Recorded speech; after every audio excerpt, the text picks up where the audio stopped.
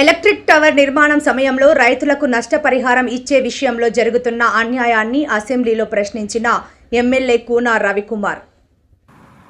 Special protection force SPF ఉద్యోగులు, పిల్లలు సాంకేతిక విషయంలో ఎదుర్కొంటున్న ఇబ్బందులను అసెంబ్లీలో ప్రస్తావించిన ఆముదాల వలస గౌరవ శాసనసభ్యులు మరియు రాష్ట్ర పీయూసీ చైర్మన్ శ్రీ కూన రవికుమార్ గారు. అలాగే దళిత సోదరులు, గిరిజన సోదరులు రాజ్యాంగపరంగా అంబేద్కర్ గారు ఇచ్చినటువంటి రాజ్యాంగపరంగా జనాభా ప్రాతిపదికన వాళ్ళ ఆయా వర్గాల వారికి రిజర్వేషన్లు కల్పిస్తూనే తెలుగుదేశం పార్టీ ఈ ఆంధ్రప్రదేశ్ రాష్ట్రంలో ఆనాడు ఉమ్మడి రాష్ట్రంలో ఏర్పడిన నాటి నుంచి రాజకీయాల్లో అనేక మార్పులకు శ్రీకారం చుట్టారు.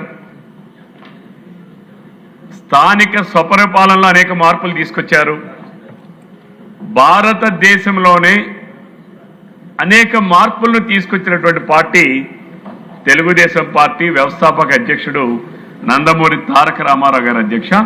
ఆయన చిరస్థాయిగా ఎప్పుడు కూడా చరిత్రలో ఉంటారు అధ్యక్ష. ఎందుకనంటే 1982కు ముందు, 1982 తర్వాత మనం చూసుకుంటే అధ్యక్ష, మన దేశానికి స్వాతంత్రం వచ్చి ఇప్పటికి 80 సంవత్సరాలు అయింది అధ్యక్ష. నిన్ననే మనం అందరం 80వ సంవత్సరం స్వాతంత్ర వేడుకలు జరుపుకున్నాం అధ్యక్ష. 80 సంవత్సరాలు ఈ స్వాతంత్ర దేశంలో 40 సంవత్సరాలు 4 పదులు దాటినటువంటి తెలుగుదేశం పార్టీ ఆవిర్భావం తర్వాత ఉమ్మడి ఆంధ్రప్రదేశ్లో లేదా విడిపోయి ఏర్పడినటువంటి ఆంధ్రప్రదేశ్ రాష్ట్రంలో బీసీలకు, వెనుకబడిన వర్గాలకు సమ ప్రాతినిధ్యం ఉండాలి అనే ఏకైక లక్ష్యంతో ముందుకు వెళ్తున్నటువంటి పార్టీ ఆనాడు తెలుగుదేశం. ఈనాడు కూటమిలో ఉన్నటువంటి 3 పార్టీలు కూటమి ప్రభుత్వం అధ్యక్ష అని చెప్పి సభ ద్వారా రాష్ట్రంలో ఉన్నటువంటి వెనుకబడిన వర్గాల సోదరులందరికీ తెలియజేస్తా ఉన్నాను అధ్యక్ష. సామాజిక న్యాయం కోసం అందరూ మాట్లాడుతూ ఉంటారు అధ్యక్ష.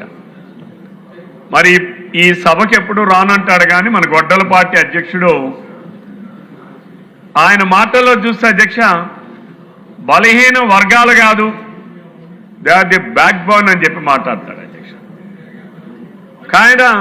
కానీ ఆయన అనుసరించినటువంటి విధానాలు పరిశీలిస్తే అధ్యక్ష, ఏదైతే బ్యాక్ బోన్ అని చెప్తాడో ఆ బ్యాక్ బోన్ లేకుండా ఈ రాష్ట్రంలో వెనుకబడిన వర్గాలు వెనుకబడితనంతోనే ఉండాలి, వాళ్ళకి ఎటువంటి రాజకీయ ప్రాధాన్యత కానీ లేదా నిర్ణయాధికారాల్లో భాగస్వామ్యం కానీ ఉండకూడదని ఒక కుట్రతో, ఒక కుతంత్రంతో గత 5 సంవత్సరాలు ఆంధ్రప్రదేశ్ రాష్ట్రంలో బలహీన వర్గాలను ఇంకా బలహీనం చేసినటువంటి ఏకైక వ్యక్తి జగన్మోహన్ రెడ్డి గారు అని చెప్పి చెప్పక తప్పదు అధ్యక్ష.